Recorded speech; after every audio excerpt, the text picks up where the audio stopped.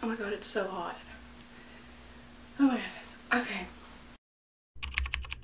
Hi guys, welcome back to my YouTube channel. If you're new, I'm Diamond. If you're not new, welcome back. Today we are going to be doing my monthly wrap-up. So the first book I read in April was Felony Ever After, and I would say all the authors' names, but there's like 13 different ones, so I'm not doing that. Okay. I got this book on Kindle Day. I was just scrolling, me and my mom were scrolling, and I was just like, oh my gosh, like Felony After. I love me a criminal that I can't have in real life. I love that. I was like, let me get it. I don't know if I should have made that decision.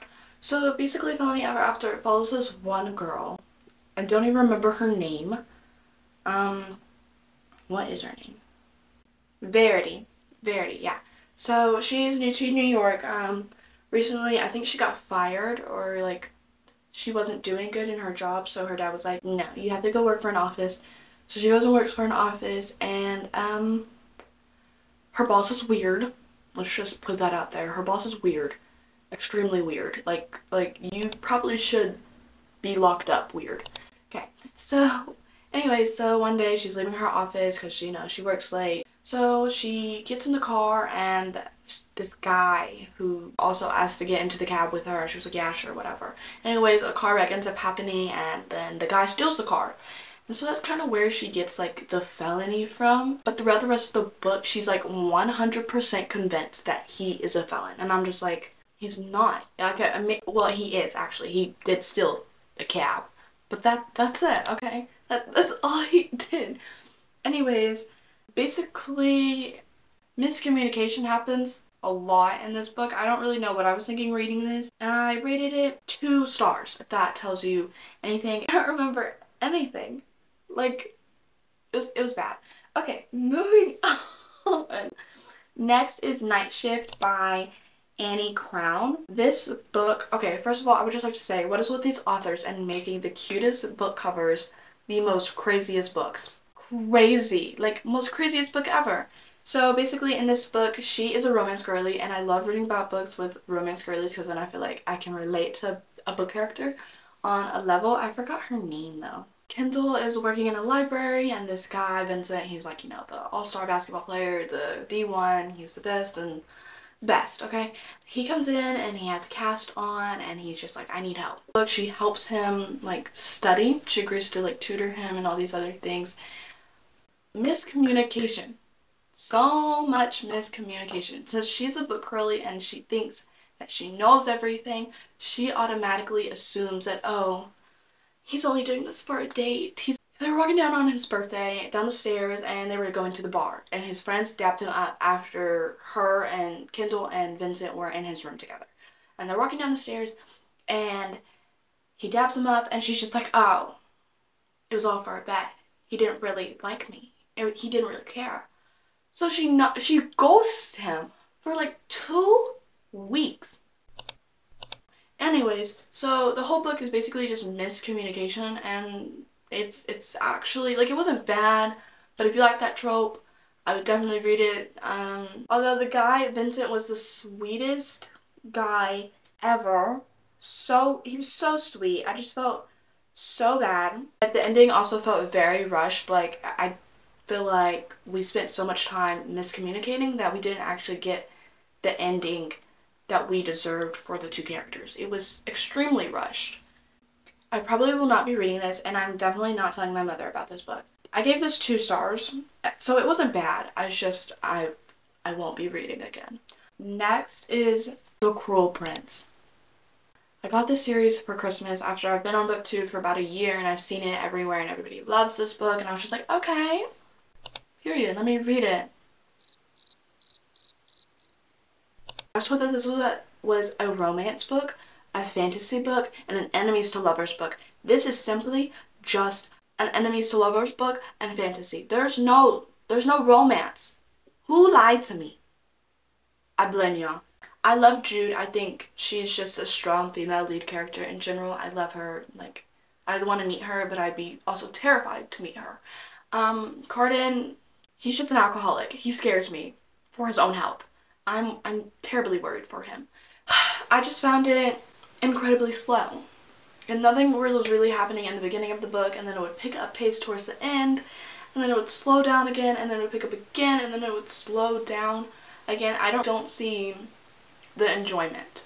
Maybe that's just me. Next is Yours Truly by Abby Jimenez. It is the second part in the Part of Your World duology. I haven't read the first one. It's not on Kindle Unlimited, and I plan on buying it. But I've said 5 stars, hand down, it's the best book. I think this is the first 5-star read I've had this year, which is amazing because, girl, we're already in what, April, almost May, and I haven't had anything. So I was so excited when I read this. It has some miscommunication trope, but it's done so good. Like, I promise you, you have to read it. It has the one bed trope. It has fake dating. What more could you ask for in a book? I just loved this book. I will tell my mother about this book, and I will force her to read it after she finishes the Twisted series. Also, she doesn't know how to be in a relationship anymore because the first relationship that she was in, she was married to him for like 12 years, turned around, found out he was cheating on her with her best friend.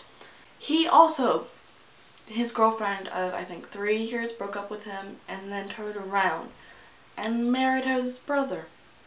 So one day for the rehearsal dinner, he tells his mom that he has a girlfriend because his whole family's worried for him. I'd be worried for him because, like, what do you mean you're okay with your brother marrying your ex-girlfriend after 3 days, I think it was 3 weeks actually, that y'all broke up. But they're all worried about Jacob. They just want Jacob to be okay, and if Jacob was trying to be like, okay, I accept them, I have a girlfriend, I'm over it, I don't care.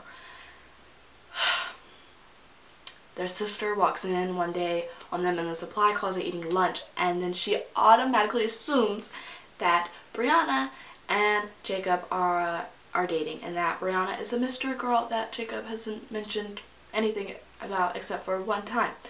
And so it kind of just goes from there. It's a bunch of fake dating, miscommunication, because Brianna has mentioned multiple times that she doesn't want a relationship with anybody, that she's not ready, that all men are the same. But that's truly how she thinks because of her ex. So he has the impression that no matter what, even if he does catch feelings, that she doesn't want it. She has the interpretation that he is not over his ex because the way he explained himself in asking her to be his fake girlfriend, he was just like, I need you to be there for me. That way my family doesn't think that I'm still stuck on my girlfriend or my ex-girlfriend. And so she goes through this whole entire thing thinking that, but it's a great book, a great finish. I cried a little, kicked and giggled, thought some parts were funny. I will be telling my mother and grandmother about this book. Yeah. Make sure you stay towards the end of the video because I am talking about a new video that I want to do, but I want y'all's opinion on what it is. So stay towards the end of the video. Love you.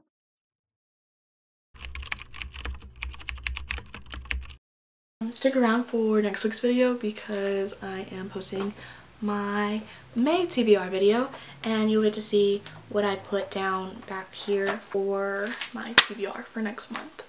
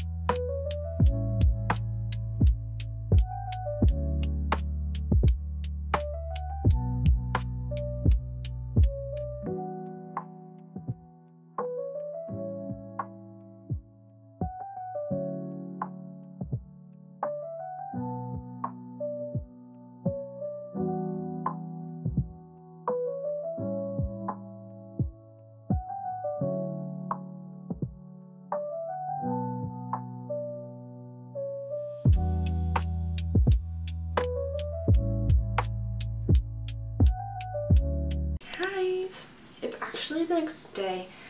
I don't remember where I left off at, I think I was filming this, so I'll give you a tour of this and then I'll talk about something special real quick. Okay, so this is my journal. You open it up. This is my journal. We have the rating system. 1 is trash, burn it. 2 is eh.